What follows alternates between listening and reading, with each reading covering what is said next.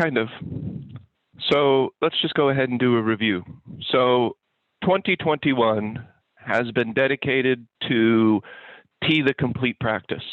In 2017, we started this. We started doing group studies. We started doing one-on-one sessions. We started doing, classes and courses, and we had a lot of fun. And more than anything, something has kind of evolved and emerged from everything that we've been doing together up to this point. So T is now the totality of our practice so far. That's kind of I like that, because it's not just my practice, because T really includes a lot of what you guys do, and then also in delivering the practice, it kind of, delivering it to individuals really shapes the overall practice. So it's kind of carved the T block, in a manner of speaking. So if we were going to do a review, T is fundamentally designed to help somebody go from severe psychological suffering to inner peace, lasting inner peace. Does that make sense? So I'll just start there. If somebody said, "What the hell is T about?" or hydrostasy, that's a more particular practice. But if you were practicing T or hydrostasy and somebody was like, "What the hell are you doing?" what would you say? What do you think your answer would be? I kind of just gave the answer, but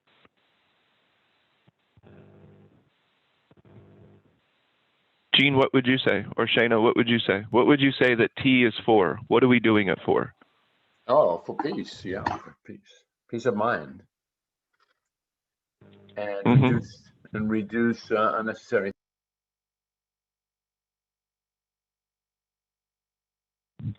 Trying to take a drink with this microphone is hilarious. So hold on one second. I gotta.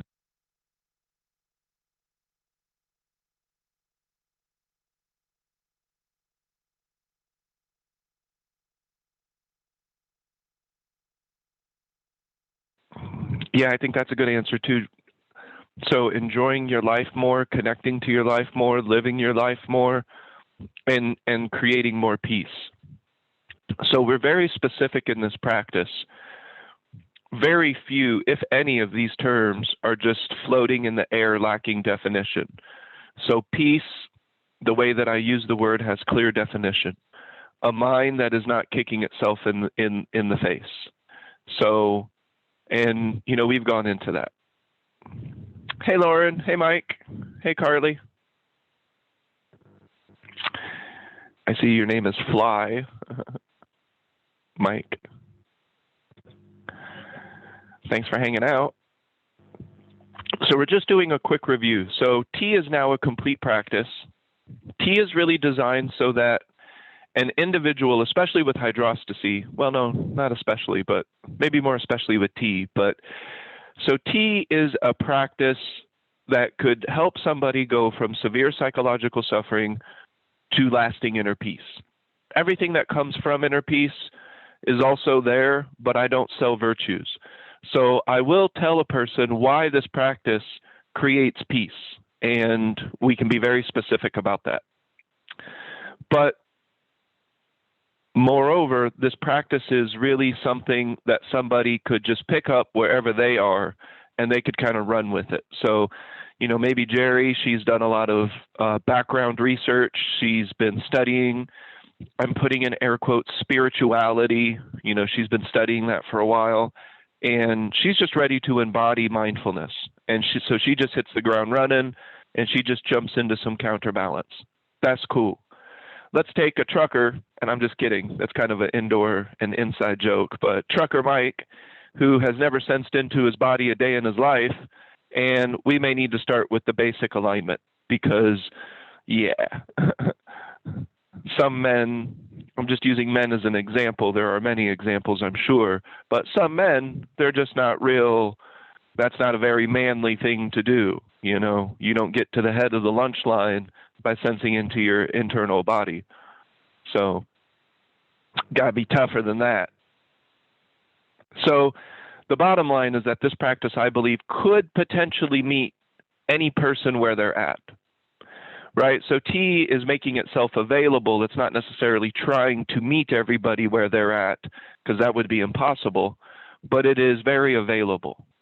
So we're just doing a quick review, and then we'll go into the topic for the week, because every week we're delivering one topic, and then at the end of the year, we'll have the entire T practice delivered.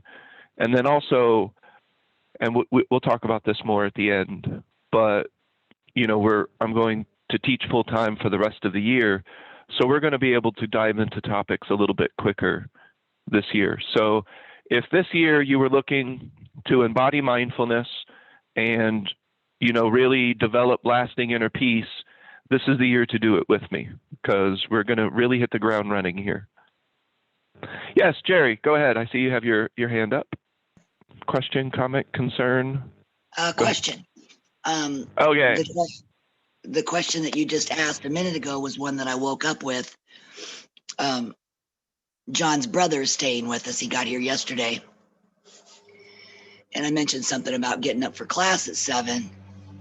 And we didn't get into it or anything. We were just going to bed. And I thought, gosh, if he asked me what my class is, and I've said this before many times, I don't know how to describe what I'm doing. I know what I'm doing, but I don't know how to. And I'm not sure if I would say, geez, Jim, I'm studying a practice that's going to take me from severe psychological suffering. I'm not sure if that's how I'd want to approach that with somebody. And he's, love him, but he's that trucker. He's, he's that, I'm not sure if I would say that. So I'm wondering, just briefly before you get into your topic, would you, in a sentence or two, nail it out a little bit in a softer, well, I would never thinking, something along the lines of. Carly's right. We're just embodying mindfulness. It's literally that simple. So mindfulness is something that the world has kind of they've kind of clung to that word, to be mindful, but to be mindful means to pay attention. So if we're being mindful and we're embodying mindfulness, we're essentially just learning to interact with our own brain, our own experience, our own attention a little bit better. So I would never personally feel good saying this word, but to the trucker mind, it may make sense. You're really learning how to control your mind. And that felt icky. I'm sorry. That felt icky just saying it, because we're not controlling our mind, but that is something that somebody very likely could be like, oh, okay. That's the bottom line, is we're learning to be more deliberate with our own attention. That should be pretty clear. Like I think that's as, Jerry, if they have no, experience with this whatsoever, very likely anything you say is going to be a little bit confusing. I have never really heard just a single sentence and it's like, oh my God, I understand completely what you're doing, So paying attention is the bottom line. We're learning to pay deliberate attention, purposeful attention to our life experience. More mindfulness. Basically, we're doing everything that the monk is doing, everything that the guru is doing, but we're doing it while we're doing everything else, which is mindfulness. Does that make sense, Jerry? Is that helpful at all? That was very helpful. Thank you. Mm-hmm. And so we can use some of these words that the world is using. So if they're like, well, what is mindfulness? You could just say it's meditation that you take with you. You can meditate sitting on the ground quietly, or you can take that meditation with you throughout the day while you garden, while you make lunch, while you talk with a friend, while you wash your hands. And now that's called mindfulness. And all we're doing is we're systematically approaching embodying mindfulness. And if somebody's like, well, what is embodying? Doing it all the time without excuses. Is that helpful, Jerry? Is that a good definition? That's great. Yeah. That fits with what we're talking about. Mm-hmm. Yes, and at the same time, pardon me, I'm outside.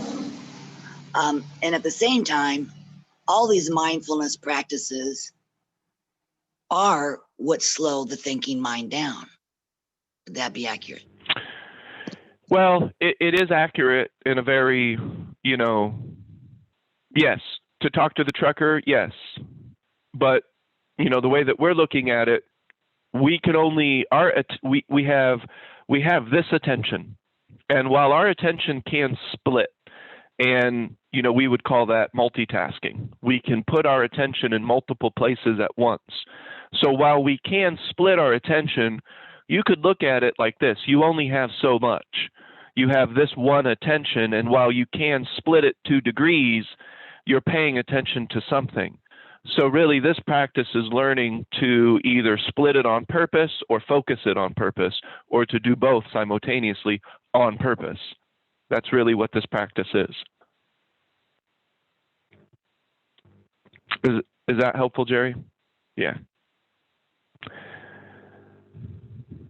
And then that's where all the peace comes in, because now that we're paying attention to the present moment so much, so we have 2 meters, and in 1 meter, if we're paying attention to our thought, if we're paying attention, I'll put this on the whiteboard here. So this is a good review. So Jerry, I have 2 meters, and there's just these 2 little rectangles here, 2 pipes. And I always have attention.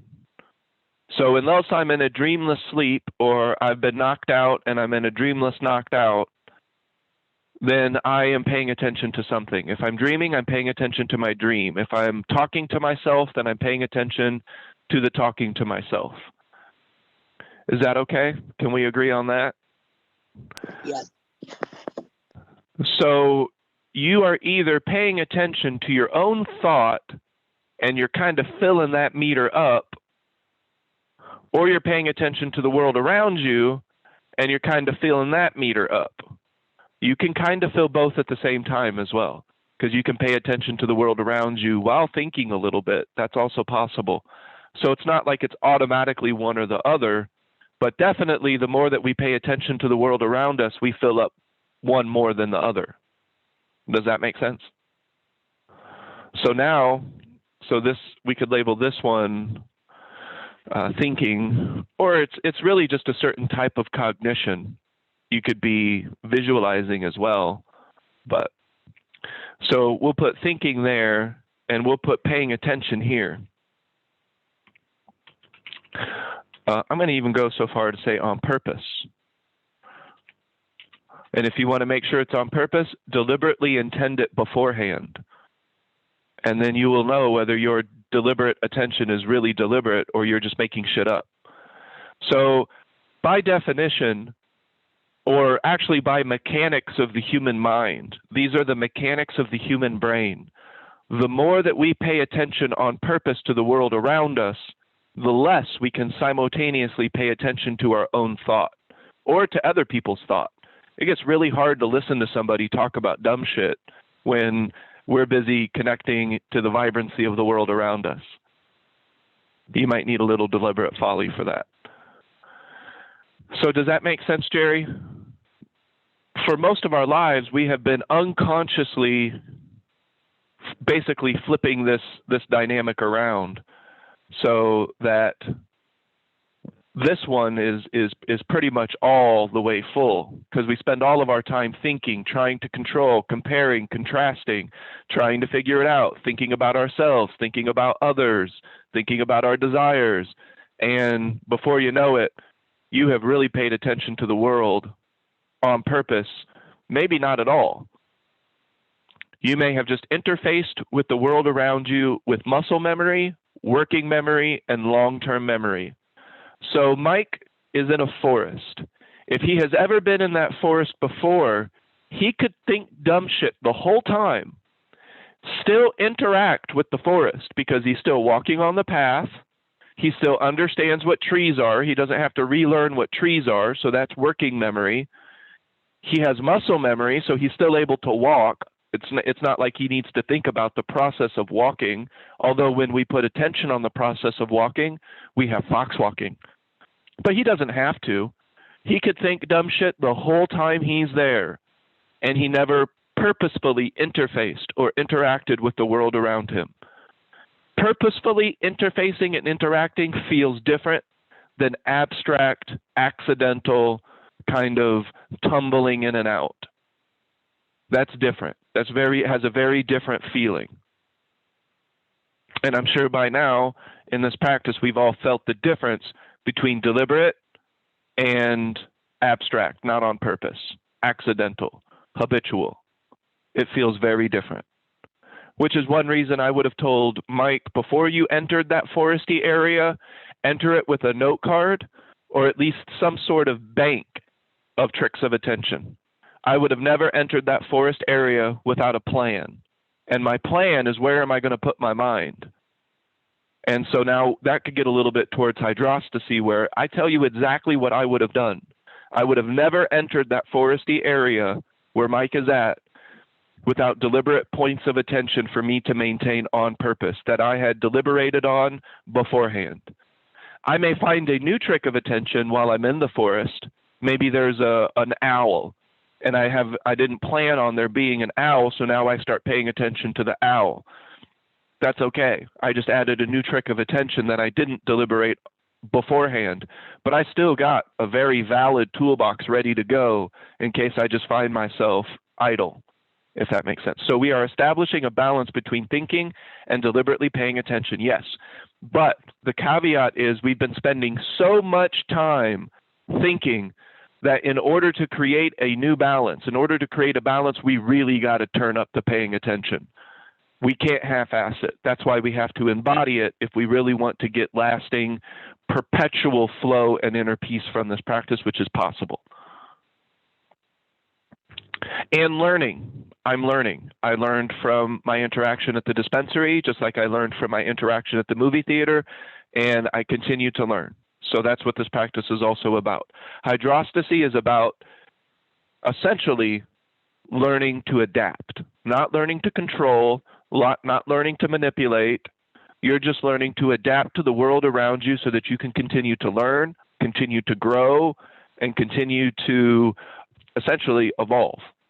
The mind can continue to evolve. Incidentally, the body will follow suit. So if the mind is evolving, the body will also you'll start to interface with your own body differently, but that's getting a little bit down the road. So if we are going to begin a T practice from the very beginning, let's say Trucker Mike, he don't know nothing about nothing. I'm just kidding. Mike knows a great deal about a great deal, but we're just using Trucker Mike as an example. I would start out with the nature of attention. I have to discuss what attention is to a certain extent so that we can have a basic understanding of what we're talking about.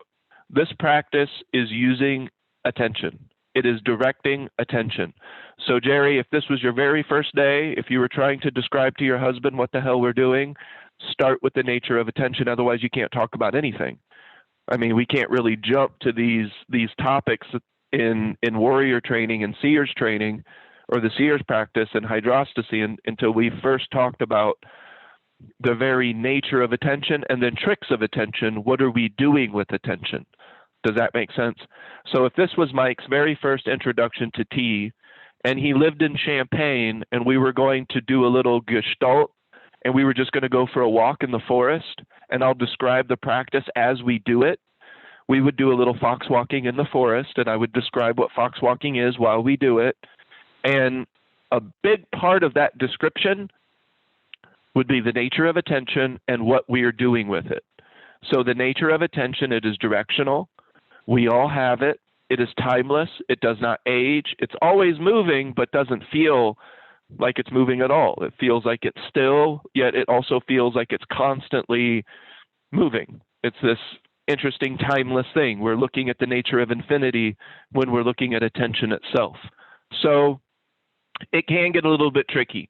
I can't tell you where attention necessarily comes from because it is the it is. So I don't try to describe the Tao. I don't try to name the Tao other than to say it exists and I know it. Does anybody here question their own attention, or do you also believe that it exists? We even have a little exercise in T where I will tell you to place your attention somewhere in the room And then, so if this was Mike's first day, I would say, place your attention somewhere on that tree. And now choose to keep your attention there for as long as you want to. That is an act of free will. That had no evolutionary purpose necessarily, not directly. That was not a habit. You didn't habitually choose that one pine needle to look at. You chose to look at it. And now you're choosing to keep it in your cognition. That is an act of free will. You just accessed free will, authentic choice, and personal power, all in just one little act. So Ida and Shayna agree that attention exists. So now we just also described, not only does it exist, you can do anything you want with it.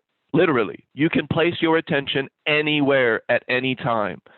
Do we agree? Do we agree that everybody, at least in this room, outside of abnormal psychology perhaps, but at least everybody listening presently, has the ability to direct their attention on purpose?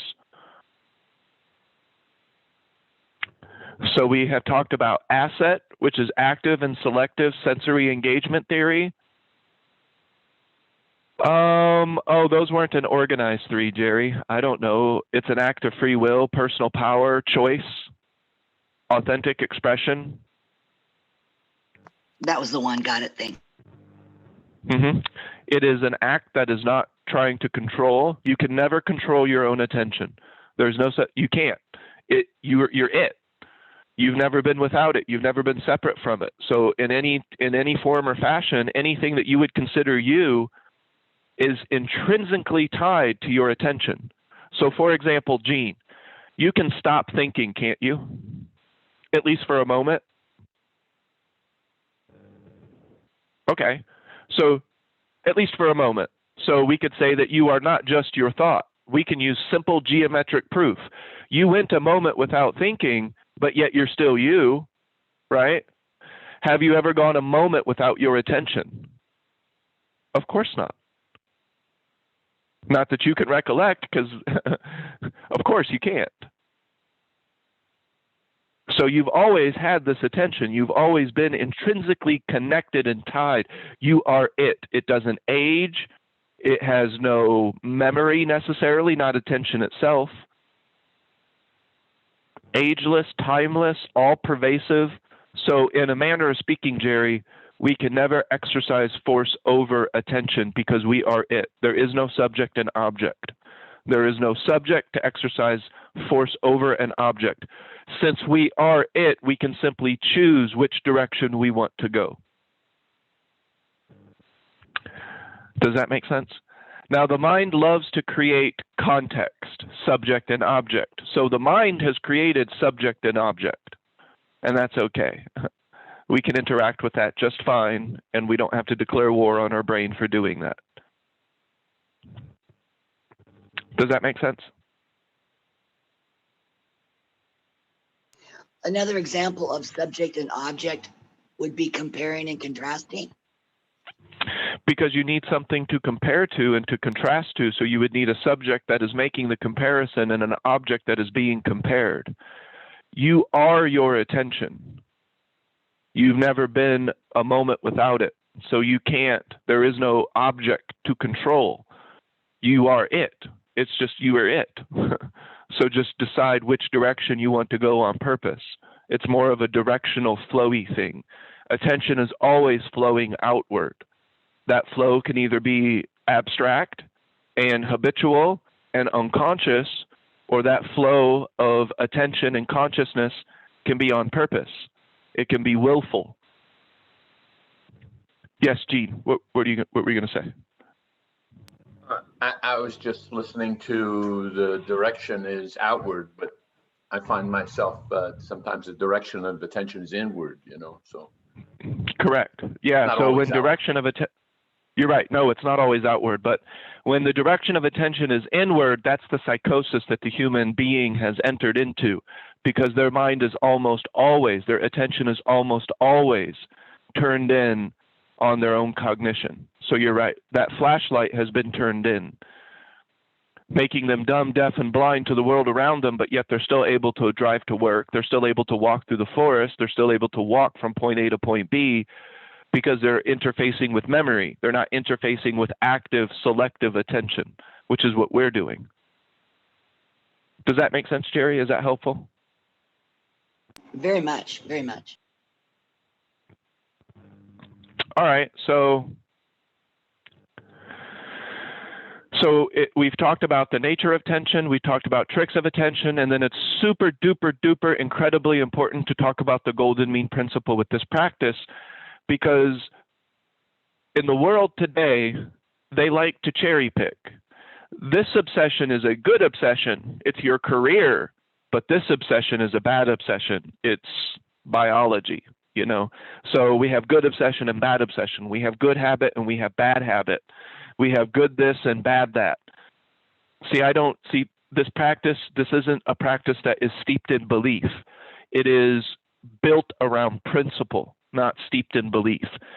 So the first thing that the devil's advocate would say is that balance is relative, or that balance is not the same for each individual, and that is absolutely true. So each individual has a different homeostasis, a different solar system that we would call their balance, a different ecosystem of your body and your spirit and your mind. But we can feel when we're existing in an extreme, and existing in an extreme will have the same derivative. So Ida's extreme could be different than mine. Jean's extreme could be different than mine.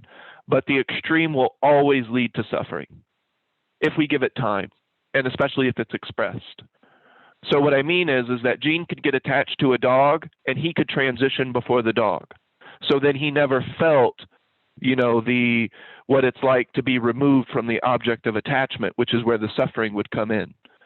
So Jean won't suffer until he's removed from the object of attachment, and then he can't adapt because he's too busy clinging and trying to control. So that would be the zombie apocalypse example where you got Mike over here.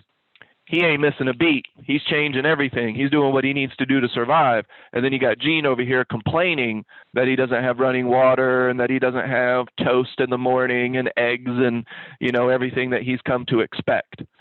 So Mike over there, more adaptable. Gene, clinging, attaching, and attempting to control, not as adaptable. And so Gene's statistical probability of surviving would be much lower, because he's too busy attaching and attempting to control. Does that make sense? So the golden mean principle is absolutely essential to this practice because it removes cherry picking. No extreme is acceptable in this practice long term. And by acceptable, I just mean you're just going to create suffering, and that's on you. So that's your garden. You have to tend to it. Hey, I'm attached to my dog. And when I am separated from the object of attachment, I will suffer. And that's my garden. And I don't expect any of you to judge it or try to tend to that. That's my garden to tend to. And then when I suffer, then I'll have a choice. Do I get another dog and go right back down the same pattern and the same path? That's my garden to tend to, no one else's. Do you see what I mean? So in this basic review that we've done so far, we've talked about the nature of attention. What are we doing with our attention? And that's tricks of attention. Choosing our point of attention is a trick of attention. And it's anywhere that your mind is not used to being. So anywhere that your mind is not habitually used to being is a valid point of attention. So your heart chakra, fine. Your physical elbow, fine. The color blue, okay. Defocused vision, sure. Certain sounds, yeah, like anything. You're using your sensory perception. You're choosing to put your mind there on purpose. Maybe if you've chosen it at the beginning of the day, then it's going to be much more difficult to hustle yourself. Does that make sense? And then we talked about golden mean principle, or the principle of balance, is one of the most it is the essential. That's why it's the cornerstone. So existing in any extreme. So oftentimes, okay, here's a good example. In the world today, we see this idea of retirement or living on a beach and having someone come every single day and fill up our glass of champagne while we sit on the beach. We have nothing to do. We just sit and enjoy the beach. That sounds good, doesn't it? At first, right? I would do it. If Jenny sent me tickets to the beach and she's like, hey, let's go hang out at the beach, and Shayna had the day off, we're all just going to go hang out I'll go do it. Like, I'm not a stick in the mud. I'll go hang out at the beach and I'll enjoy that beach feeling. And then you have this idea, though, that we can live at the beach all the time, that we can, and it's not so much living on the beach, it's this feeling that we're attempting to reproduce, the feeling of I have nothing to do, the feeling of retirement, the feeling of I'm just going to sit here in paradise and do nothing. And then I look at, and if my aunt and uncle ever rewatch this, I appreciate you allowing me to use you as an example, but they live about a half mile away from a beach that they never visit. And I see people who are retired and they're in their destination and they're bored out of their mind. So just be, and we look at movie stars and they're like, oh, well, they've got it made. Very rarely do you see a movie star saying, all right, that's my beach. I'm just going to be happy at that beach. No, they need more. I need a bigger beach. I need a bigger boat. I need a faster car. I need it to cost more money. I need it to be more rare. I need it to be more exciting. So jumping out of the airplane, that was exciting the first 10 times, but now I need to jump out without a parachute so that somebody can catch me, because it's even more thrilling, because we're existing and perpetuating an extreme, and that will cause suffering. So this idea of living in Las Vegas and just being excited and woo, throwing money in the air and yeah, that could lead to an extreme, and that extreme will cause suffering. I don't always know how that suffering is going to look because I'm not a fortune teller. Maybe somebody else does. Maybe somebody else can see it. They're like, Gene, if you keep doing this, it's going to equal this. I don't know. Like, I don't know about that. Maybe somebody else could see that. They're like, if you keep doing this, then that pattern is going to lead to this result. Maybe they have experience in something. I don't know. So does that make sense? We have the golden mean principle would be that third element. If you want it to last, Jerry, I think it has to be an inside job. If we want it to be empowerment, it has to be an inside job. Hypnosis might work. I don't know. And then so we get to the element that makes this practice unique. It is the act of allowing. We are not trying to control, especially the T practice. Hydrostasy, I still don't think it's trying to control, but I haven't looked at it as closely. But T, there is no trying to control. Everything just leads back to where is your attention and did you put it there? You're not putting your attention necessarily where I tell you to put it. That if you do hydrostasy, then you will, because hydrostasy is a very deliberate, this is where you put your attention today type of thing. T is you can put your attention wherever the hell you want to. I don't care. It's just, did you choose to put it there? Then yes, okay, then it's deliberate. So this is not necessarily trying to change behavior. This is not necessarily trying to be your highest self or level up or anything like that. All we're looking to do is to engage the present moment more, which will allow the cognition, the light of attention being turned in, that will be occurring less. And eventually we'll have balance, and then the voice in our heads will be far more productive and also far more rare. It's not necessarily an all-day running event of talking to ourselves. Does that make sense so far? So that would be the four corners of T. And one of the things that's unique about T is that it is the act of allowing. It is not attempting to control. You are not controlling anything. It is your attention. You are it. You cannot control it. It's only, the only reason we would think we can control attention is because we have identified with a construct of self. We think that there is this I that can control it. That's just something that we've made up. We are attention. Wherever you've looked, your attention has gone that direction, whether you like it or not, whether you're aware of it or not. just like you've been creating, whether you're aware of it or not, whether it's on purpose or not. That's why I look at these as universal principles or laws, universal law. Although I don't use the word law very often. Okay. And then I start to introduce practices. So these three practices are the core practices of T. And they're my core practices. I will do these until I'm 110 years old, and maybe 111 if I make it that long. I don't know. But I will always be fox walking. I will always be doing my 4 modes practice, and assuming that I'm not too old and I'm still allowed to drive, or that we still have cars on the road, I will be doing deliberate driving, and I'll always be doing my deliberate beverage. I love deliberate beverage. I do that every day. And so basically this is choosing our point of attention while doing these activities. That's it. So while walking, you're choosing your point of attention. In the 4 modes practice, while sitting, you're choosing your point of attention. While standing, you're choosing your point of attention. Hydrostasy is going to be a practice that you could just put right over T, but it's going to be more specific. I will tell you what to do with your attention. Does that make sense? T just makes general suggestions, but hydrostasy will be very specific.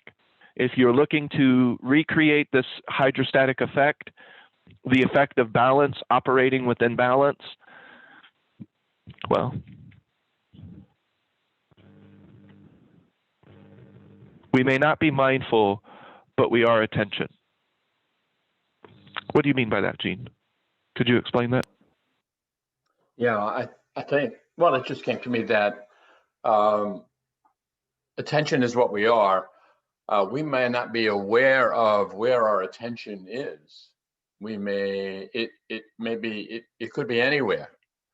But if we were mindful, then we'd know where we put our attention or where our attention was directed. So attention Bingo. by itself is not sufficient. You need to be mindful as well. So then you can ascertain where your attention is. And then the next question Absolutely becomes, have you chosen it deliberately, and now you're home free? I agree. Yep. I think that's a great way to look at that. So we always have attention, but our attention is not always on purpose. It is not always arriving deliberately. It's just arriving. And then that's where we get into the 4 destroyers. But I haven't talked about that yet. A good example of that would be the whole driving scenario. Like if you go to a new place, like let's say I go to New York for the first time, my attention is very mindful because I've never been there. So I'm really paying attention to where I'm going versus when I go to work. I've been there hundreds of times, thousands of times. My journey to work, I have a memory of it. So my attention is not necessarily as focused when I'm driving to work, or mindful when I'm driving to work, whereas when I go to a new location. But I can choose to be mindful when I drive to work if I'm aware of that my attention exists. Yep. Yep, that makes sense. And to go with what Lauren said, the brain does like new. The brain wants to learn. The brain wants to process new information. It really enjoys it. So sometimes when we learn something new, typically we like that. We're like, oh, okay, I never knew that. That's nice to know. Why? Why is it nice to know? Why do you feel good about knowing something? Our brain is wired that way. And the good news is, Lauren, we can take that wiring and we can go with it rather than against it. And that's what this practice does as well. Perfect. And then yes, Jerry, no home free. I will be 110 years old, and I would have either placed my attention deliberately or not, as the case may be. So there is no getting there in this practice. This practice is not looking to create a residual enlightenment. No. Where is my mind? And do I feel this lightness occurring right now? I do. I do feel a lightness occurring right now. But I'm not going to tell you I'm enlightened, because that sounds like a destination. That sounds like I don't know, like I have somehow flipped a switch and now all of a sudden it's on as opposed to off. And Yeah, I can't get down with that analogy because it's not true to my experience. If I start to coast, I go away from my practice and I start going back towards habit. And then before you know it, I'm at work talking about some dumb shit. And that has happened. Okay. So these are practices that you can do where we're adding deliberate attention to how we're walking, and then the 4 modes, and then driving, and then beverages. But then we really start to engage this practice. And it's not quite embodiment yet, but we're getting pretty close to where we start checking in and we start looking at productive self-dialogue. So checking in, we're not necessarily looking to redirect our thought yet. That comes in the next phase of this training. So that comes in counterbalance. But if Gene was new to this practice and he's like, all right, Ernest, I want to start to do T. All right, check in and go back to your tricks of attention as often as you can remember. That's it. Check in, go to your tricks of attention, check in, go to your tricks of attention. And it is important when we do that we don't beat ourselves up, that we don't evaluate it. We're not trying to do any of that. There's no, it's not as if the trick of attention is just going to make everything all better instantly. That's not the point. That's not what we're doing this for necessarily. So the rule of 3 will make things better. Like it will be a way to redirect and so we don't go towards extreme forms of cognition, extreme forms of anger or depression or excitement. So ultimately we will balance. So we'll find ourselves in those extremes much less. But ultimately that's not our goal. That's not what we're trying to do. It will occur on its own. Does that make sense? So in this practice, checking in is, where is my mind and did I put it there? Here I am in this moment, in this life, in this body. Where is my mind? Where is my attention? And one of the best ways to begin to, I would call it activating the voice of power, activating inner guru, is to begin talking to yourself in a more productive way. So we talked about that yesterday. Well, no, we talked about that on Sunday. And we talked about it because I think that was the topic for last week, was productive dialogue. And then we're going to go into the next topic today. But so productive dialogue would be, you could look at productive dialogue in a lot of different ways. Ultimately, the productive dialogue should have one requisite for T. So there's one thing that the productive dialogue must be doing for it to be a T practice, and not just positive thinking or not just, affirmational thinking, which is all fine and great. I'm not declaring war on that. True to you, that is definitely something that would, be necessary. Yes, but it must point back to the present moment. It must point back to your trick of attention. So even more so than a belief, everything is working out for me. Everything is working out for me. That will work better if you believe it.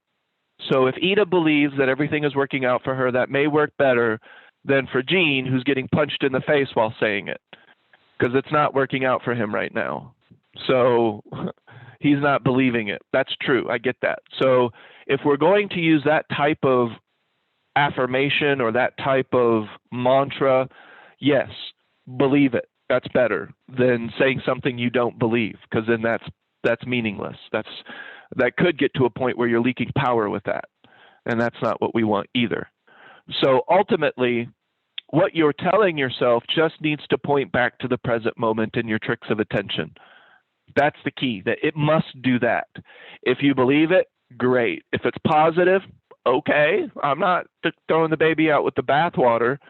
If it is helping you to redirect behavior, hey, I'm not telling you to do that, but if that's what you want to do, I'm not your coach. So you go do what you want to do. But in terms of this practice, our voice must point back to the present moment and tricks of attention. Does that make sense? That's what our productive dialogue would do. So let's take our 3 pillars. Today, everybody here can use their 3 pillars, and you can dialogue your 3 pillars. You can use your own words to remind yourself to be present. You can even name things around you, and that is presence. In this moment, here's a cup. That's fucking present. Like, you can't tell me this cup's not here. I mean, you could, but then we'd be getting philosophical, and that's fine. But so this cup is here in air quotes. It could be a part of a computer-generated dream world. I get it. But as far as I'm concerned, this cup is here. So I am present. Mindful, you could actually tell, that's a good time to tell yourself true things, or to remind yourself that you don't have to label and judge everything. You don't have to. You don't have to. I don't have to talk in my mind about jean shirt. Jean shirt's jean shirt. I ain't got to think about that. And if I thought it once, that's fine. I don't have to keep thinking it. And I can redirect back to the present moment using my voice, my inner cognition, to be present, to be mindful. And then I can even talk out my trick of attention. I can say it to myself on purpose, deliberately. I am placing my attention on defocused vision. In this moment, I can see equally left as I can see equally right. I am occupying my bubble of perception. I can see in a peripheral way. I can see the rims of my glasses. I can see the entire computer screen. I am present. I am mindful, and I'm choosing to place my attention where I'm placing it. So productive dialogue in this practice begins with talking your practice out. I am present. I am mindful. I am choosing my point of attention. But we can also talk principles. That will be a very beneficial way to talk to yourself. So let's say Mike is walking through the forest and he's thinking a bunch of dumb shit. He could remind himself that if I keep thinking dumb shit, I'm not going to enjoy my walk. I want to enjoy my walk. I want to be more present. I will direct my mind towards the tree. And now he's talking out his trick of attention. Is that making any sense, what I mean by talking out your 3 pillars? And then even reaffirming principles in your mind. Let's say Mike starts to judge himself. You know, he starts to think about what other people, and then he's like, wait.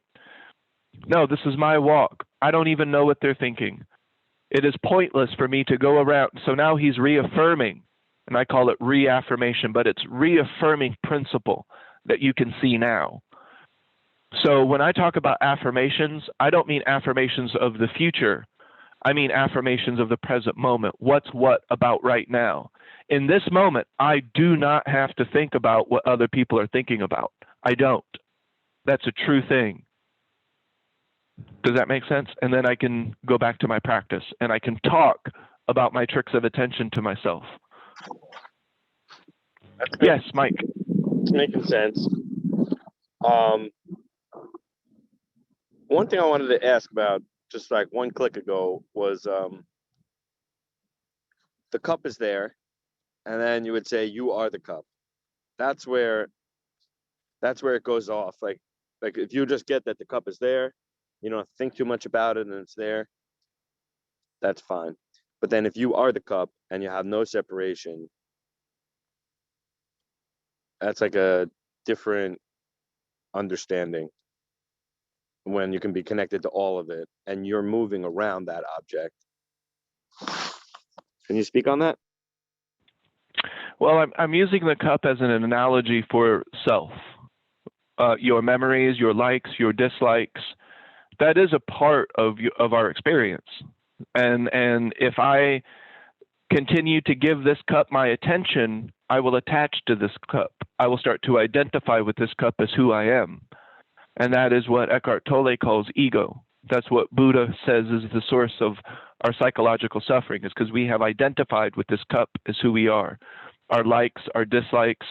So that's why when we get to seers training, Mike, you can redirect any thought about yourself or other, because almost all thoughts are about yourself. Have you noticed that? Even if you're thinking about something else, it will lead back to you, your desire, and what you want. Right. So when I'm talking about the cup, basically this practice doesn't declare war on it. So I'm not trying to, in Buddhist style, I'm not trying to reject the cup. I'm not rejecting the ego. I'm not rejecting the attachment to the sense of self.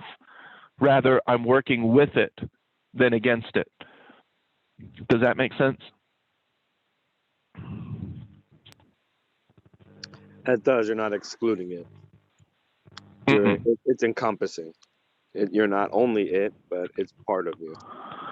It is a part of, yes, exactly. So I am just as much my ego as I am my attention, it seems. Although that's just how it seems. Because I've already established the ego, so I don't think I've ever had a moment in my life without an attachment to self.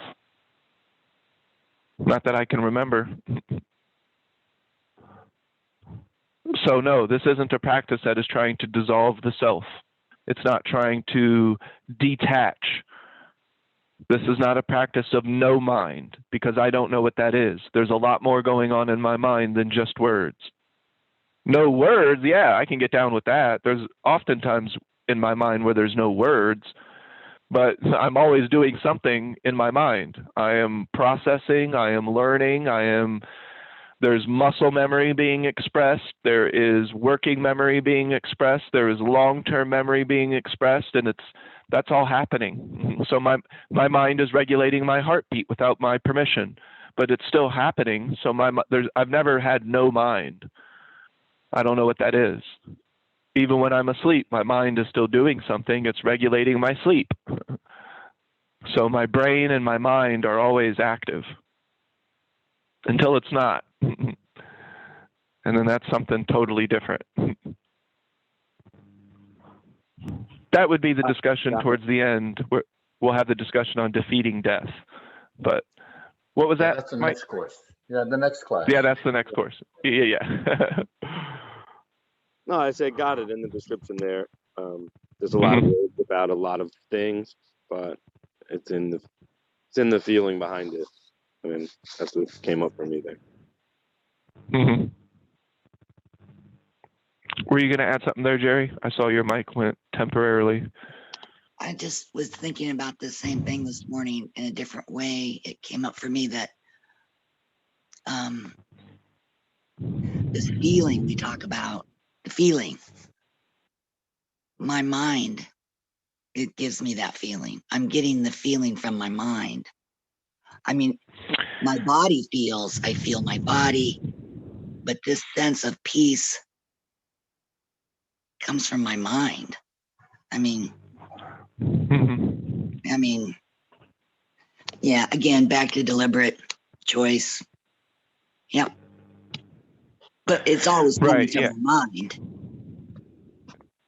I like the word assembled. It is being assembled in your mind.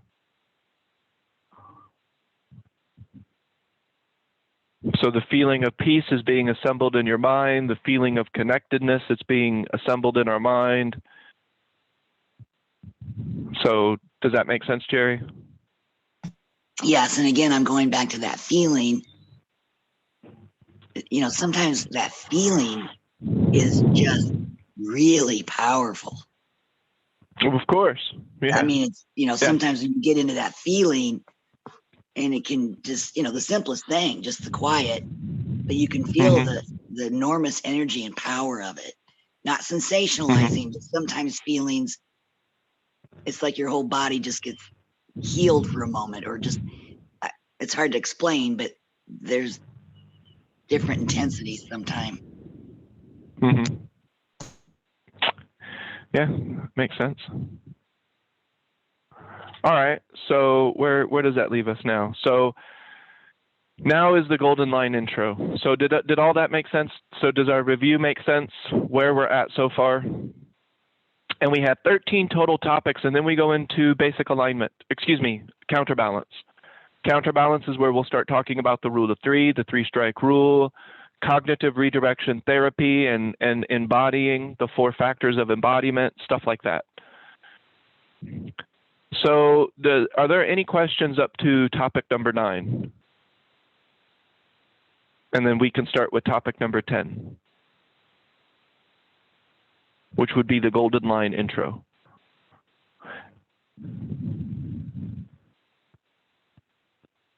Could you show that again? Yeah, sure. And then any questions about this?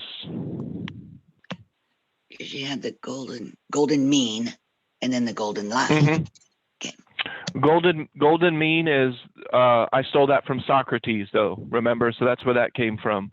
The golden mean is Socrates' philosophy. He called that was his term for balance. Too much courage would look like foolishness. Not enough courage would look like cowardice. We're looking for just the right amount of courage at just the right time, expressed without wasting the least amount of energy. That's the idea. Incidentally, that does work great with Chinese philosophy of yin and yang, but because people can be really funny about things, I have chosen not to talk about it in that way. People can be, especially like in Tai Chi circles, when you start talking about yin and yang, so. All right, any questions about about these topics so far? Sonia, did you have a question? I saw the mic. Any questions about any of this before we go on to the golden line introduction?